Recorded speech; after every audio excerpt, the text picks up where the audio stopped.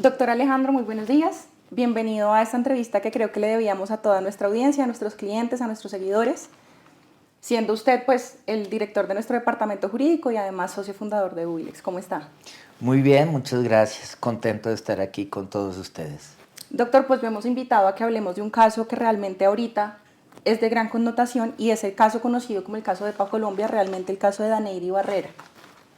Con ocasión, y queremos hacer mucho énfasis en la sentencia proferida por la Corte Suprema de Justicia hace un par de días. Doctor, se da esta sentencia en el marco de un proceso penal que surge a raíz de unos hechos que sucedieron en el 2019, en noviembre de 2019, en donde en el marco de una protesta social, la señora Daneyri Barrera, en el marco también de unos videos que ya son públicos, que todos conocemos, en los que causa daños al sistema de transporte público Transmilenio, es imputada por 3 delitos: instigación para delinquir con fines terroristas, daño en bien ajeno y perturbación en el sistema de transporte público. Inicialmente, en primera instancia, es condenada por los delitos de daño en bien ajeno y la perturbación en el transporte público, y es en segunda instancia cuando la condenan por instigación para delinquir con fines terroristas. En el marco del derecho de la defensa, ejercen la impugnación especial ante la Corte Suprema de Justicia y plantean 2 cargos principales, que son, primero, una presunta violación de las garantías fundamentales de la señora Daneyri, precisamente porque, y lo hablaremos, digamos, será nuestro primer tema de conversación, ella acepta los cargos y, al sentir de la defensa, o según lo que manifiesta, los acepta sin el conocimiento pleno de los efectos que esta aceptación tendría, teniendo en cuenta los delitos, especialmente el de instigación para delinquir con fines terroristas, y en segundo lugar, lo que la defensa considera la tipicidad de la conducta de instigación para delinquir con fines terroristas. En ese sentido, doctor Alejandro, me gustaría que empezáramos por ese primer cargo, y es la valoración que entra a hacer la Corte sobre esa violación de las garantías fundamentales, precisamente por la aceptación de cargos. Me gustaría primero un poco que diéramos un contexto de esta aceptación de cargos, de la figura de la aceptación de cargos, y que nos contara un poco su opinión respecto de este tema. Sí, voy a intentar hablar en un lenguaje que sea para abogados y no abogados, para que pues todas las personas que tienen dudas sobre este caso, que además es un caso de connotación nacional, puedan entender cuáles son los problemas jurídicos básicos que gravitan en torno a dicho caso. Sí, el problema de la aceptación de cargos, que es lo primero que en esa impugnación especial alega la defensa de Epacolombia. Yo sí le digo Epacolombia porque ella ha sido investigada y juzgada también en medio de ejercer su profesión, que es la de ser youtuber o la de ser una figura pública a través de medios tecnológicos, y evidentemente pues solicitan la nulidad de ese proceso porque evidentemente pues la defensa no le había señalado todas las consecuencias de la aceptación de cargos, pero también que en los escenarios judiciales tampoco se hizo énfasis en las consecuencias de la aceptación de cargos. Y no solo para este caso, sino yo creo que para todos los casos en Colombia, la aceptación de cargos es un problema, yo diría incluso de política criminal.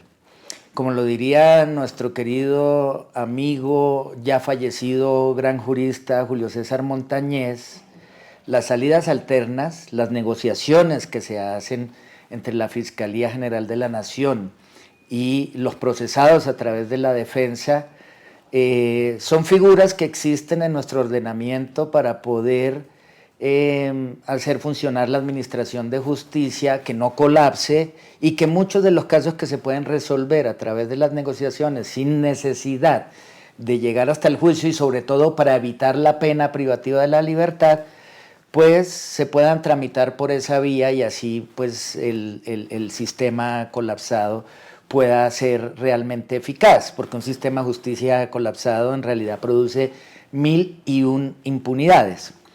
Y bueno, la aceptación de cargos es una de ellas, y ahí se da un escenario que de pronto, si lo vemos desde la óptica eminentemente jurídica, pues termina convirtiéndose en una especie de formalismo, porque evidentemente el juez o la jueza en cuestión le pregunta a la procesada, en este caso EPA Colombia, si ella está de acuerdo con pues los delitos que le han sido imputados, acusados, y además de eso, pues verifica que no haya ningún vicio del consentimiento. Un vicio del consentimiento sería ahí que estuviera engañada, que además de eso incluso pudiera estar constreñida y demás, y que entienda todo lo que se le imputa. Pero, repito, eso es una cuestión jurídica.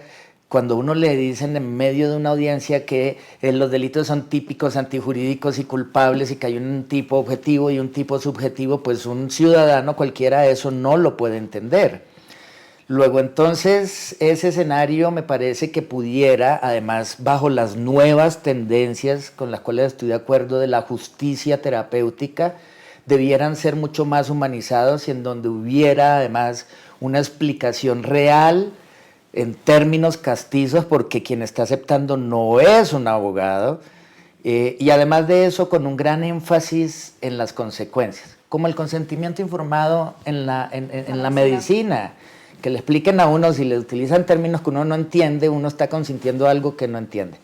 Con el agravante además que después de esto hay una audiencia en la que se verifica esa aceptación, y ahí nuevamente pues hay un juez que verifica si hay consentimiento, si se le han explicado las consecuencias, pero en la forma de hacerlo eminentemente jurídica y además de mero trámite y con formalismos, no se satisface ese interés político criminal, y es que la persona que acepte entienda plenamente las consecuencias de lo que está aceptando.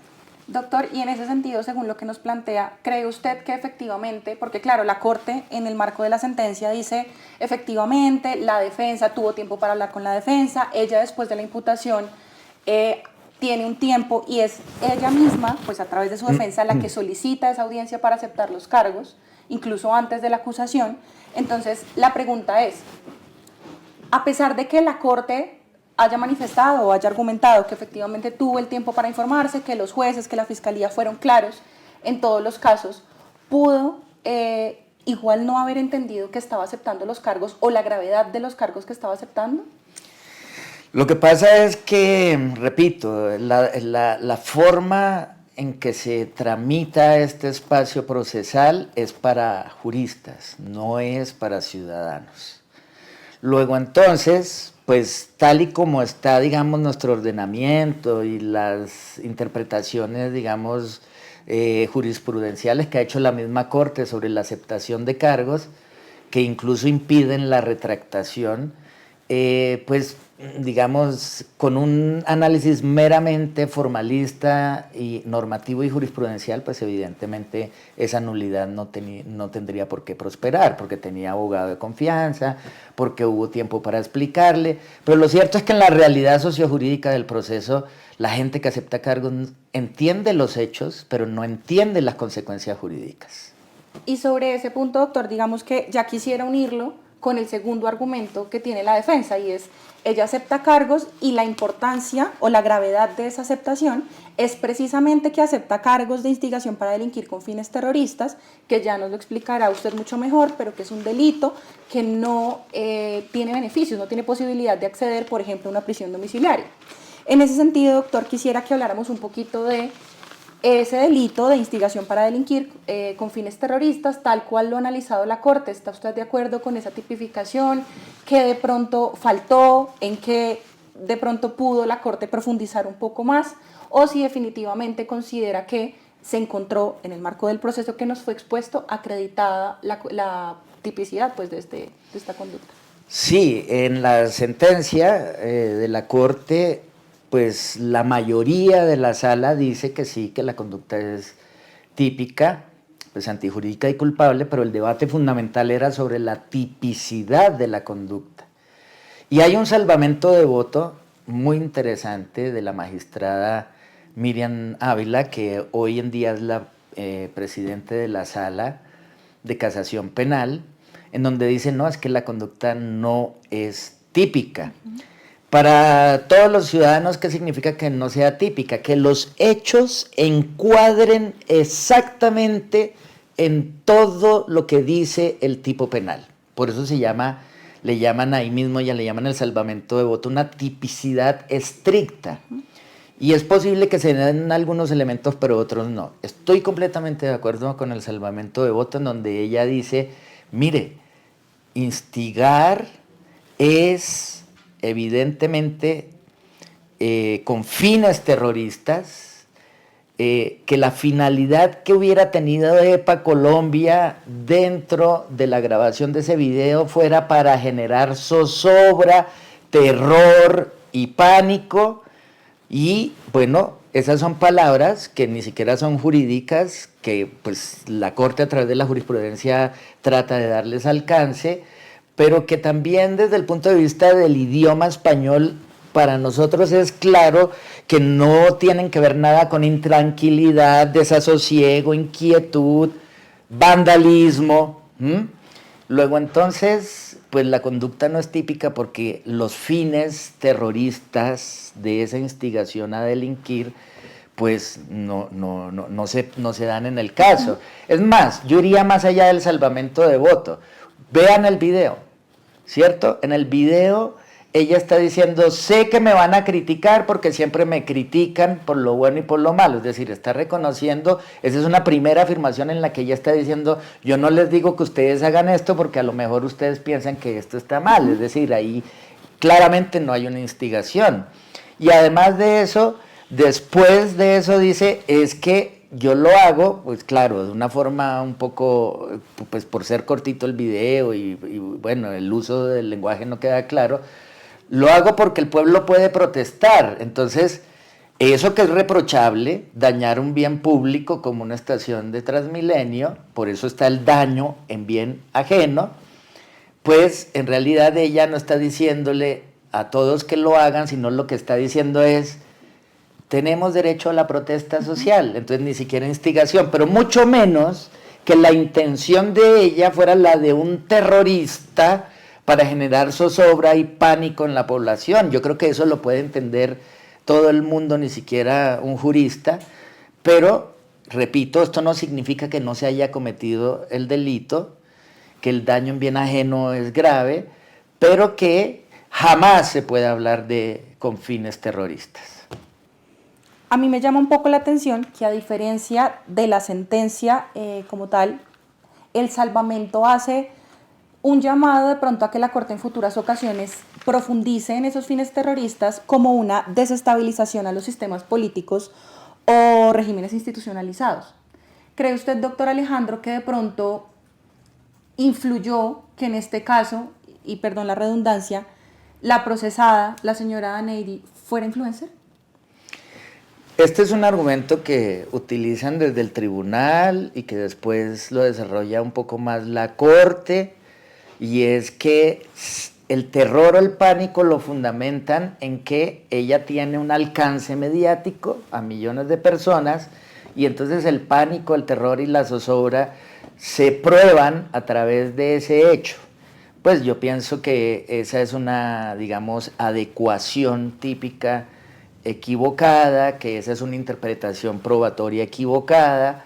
Pienso que hay demasiados tratados sobre el terrorismo como concepto general y como concepto jurídico penal, en donde queda claro que no cualquier persona puede crear terror, zozobra y pánico en la población. Es más, hay quienes, como Noam Chomsky, dicen que solo el único que puede crear verdadero terror es el Estado o una organización armada poderosa, pero pues un influencer, ¿cómo va a causar zozobra, pánico, terror en la población? Al revés, pregúntale a cualquiera que vio el video la primera vez, ¿qué fue lo que interpretó de este video? No, pues ella quiere 40,000 likes, eso es lo que ella quiere, y entonces hace un video como otros youtubers que, no sé, modifican su cuerpo, consumen bebidas tóxicas delante de una cámara, es ganar likes. ¿Mm? Eso es reprochable desde el punto de vista ético, es reprochable en términos del daño en bien ajeno desde el punto de vista jurídico penal, pero jamás puede ser un acto de terrorismo. Sobre este punto y aunado a lo que usted acaba de decir, doctor, hemos dedicado en este video un gran espacio a este delito y al análisis por qué. Resulta que, como lo mencionábamos Así ahorita, es. la instigación para delinquir con fines terroristas es un delito que está excluido de cualquier tipo de beneficios. Es decir, si ese delito no hubiera sido imputado, no hubiera sido aceptado o, en su efecto, no hubiera sido condenado por la Corte, la señora Daneidy podría estar en este momento gozando de o una ejecución de la pena de manera domiciliaria o incluso de una suspensión del procedimiento a prueba, o incluso se han debatido muchos temas en relación con las garantías como de la defensa material en ese caso, la justicia restaurativa y demás. Claro. Quisiera que nos hablara, digamos de manera muy sucinta, ¿qué otras salidas tenía ella? La gente se está preguntando si de pronto la mejor salida era aceptar los cargos. Esto es un tema que cada defensa escoge cuál es su salida y creo que todos lo vemos en nuestro camino diario, pero ¿qué otras salidas tenía ella? A cualquier ciudadano, desde el punto de vista del sentido común, y esto puede, digamos, dar lugar a debate, le parecería que el castigo para una persona que daña bienes públicos como el transporte, que es un servicio prioritario para muchos ciudadanos, pues lo que tiene es que aprender a entender el concepto de los bienes públicos y trabajar para la comunidad. Entonces yo diría que intuitivamente lo que procedería ante un comportamiento reprochable, y reprochable penalmente por el daño en bien ajeno, es un trabajo comunitario. Además, si es influencer, eso podría ser además un, digamos, mensaje simbólico digamos, de respeto por los bienes comunes. Pero, desafortunadamente, como lo dice la doctora Juliana, este es un tipo penal, el de instigación para delinquir, que está en un artículo del Código Penal, muy cuestionable ese artículo, que es el 68A, porque ahí meten todo tipo de delitos, ¿cierto? Ahí hay hasta abigeato, ahí hay hurto, ahí hay todo lo que tiene que ver con drogas. Por lo tanto, una persona que es condenada por un verbo rector de estupefacientes como portar o transportar, pues termina también sin ningún beneficio.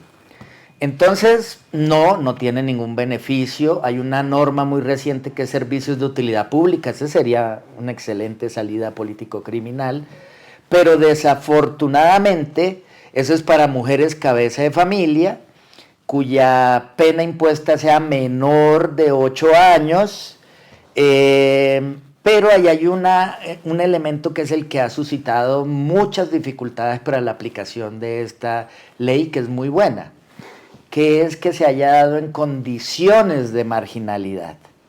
Primero, los jueces no entienden muy bien por qué es esto de las condiciones de marginalidad en términos de cómo se distingue de una causa de justificación como el estado de necesidad o como los requisitos para padre o madre cabeza de familia. Pero segundo, pues porque asumen, como ella es una empresaria que utiliza los medios de comunicación, es evidente que no estaba en condiciones de marginalidad, entonces desafortunadamente tampoco puede darse este tratamiento. Luego entonces, en estricta legalidad, con lo que tenemos en términos de ya la sentencia que ella debe asumir en términos de una sanción penal, no tiene subrogados y no tiene beneficios, además en una situación digamos, de maternidad futura, en términos de lactancia y demás, pues sabemos entonces que la sanción también la va a padecer su hijo o hija, y eso me parece a mí en términos humanitarios muy cuestionable. Sobre ese tema yo quisiera hacer digamos, quisiera unir los dos mundos. Hay un debate en redes sociales sobre cuál es el fin realmente de la pena. Los usuarios y las usuarias lo plantean como de qué le sirve la cárcel a una mujer que, como usted ya lo dijo, se formó como empresaria, genera empleo, es una influencer. En este momento, doctor Alejandro, desde su punto de vista, además experto en este tema, ¿qué fin está cumpliendo esa privación de la libertad intramural? Pues un fin que está prohibido desde el origen mismo de esta tesis de que la pena sirve para prevenir nuevos delitos. Y queda claro en nuestro sistema, en muchos pronunciamientos de la Corte Constitucional, por ejemplo el último en el que declaró inconstitucional la pena perpetua, que el sistema está permeado por la dignidad humana, y eso significa que no se puede instrumentalizar a una persona como un medio para enviarle un mensaje al resto de la población atemorizándolos. Ella está siendo instrumentalizada por la persona que es, pero además voy a agregar una cosa, porque apoyó la protesta social de manera, digamos, ya queda claro que hay un reproche penal y que yo comparto el reproche penal, pero por haberse enfrentado incluso a la fiscalía del momento y al gobierno del momento en una protesta social que evidentemente pues lleva la discusión a un plano político, y pues el derecho penal no está para confundirse con la política. Luego entonces eso hace que instigación para delinquir, que lo imputan a todos los que en protestas sociales pues transgreden la normatividad penal, y pues lo que quiero decir es que existe el delito, pero poner un delito con una pena tan pequeña, que luego se eleva muchísimo con los fines de terrorismo, ponerlo en el 68A es una especie como de criminalización de ciertos tipos de delitos. Pero además de eso, pienso que pues debiera haber una categoría, no se puede aplicar al caso, yo sé que todo el mundo quiere encontrar una solución al caso, ya en los términos, digamos, de las normas que tenemos en términos de sanciones penales, ahí hay un obstáculo muy grande, pero yo creo que nuestro sistema penal necesita un estadio de ponderación de la necesidad de intervención del derecho penal que permitan en aquellos casos como en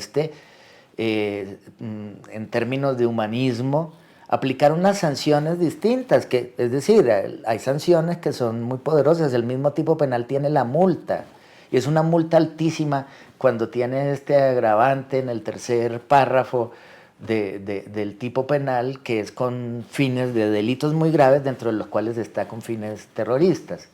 Y yo pienso que esa era una sanción lo suficientemente grave para una empresaria, incluso una retractación colectiva, incluso una reparación a Transmilenio en términos de lo que dañó. Yo pienso que eso hubiera sido suficiente en ese caso.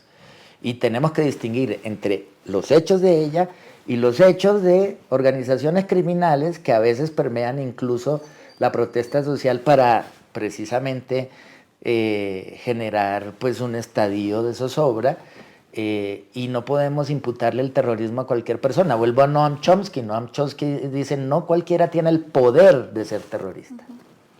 ¿Sí? Banalizamos el terrorismo cuando a cualquier ciudadano lo convertimos en un terrorista. Doctor Alejandro, pues muchas gracias. Realmente esto era lo que queríamos conversar con usted. Más allá del caso que ha sido de revuelo, de debate, incluso me atrevería a decirlo nacional, la importancia de estos debates está en que revelan un poco las fallas que puede haber en nuestro sistema penal, ¿no? Doctor, gracias por su participación. Esperamos tenerlo pronto de vuelta y quedamos atentos a los comentarios de todos nuestros clientes, de todos nuestros seguidores, de todas nuestras seguidoras. Muchas gracias por vernos. Gracias.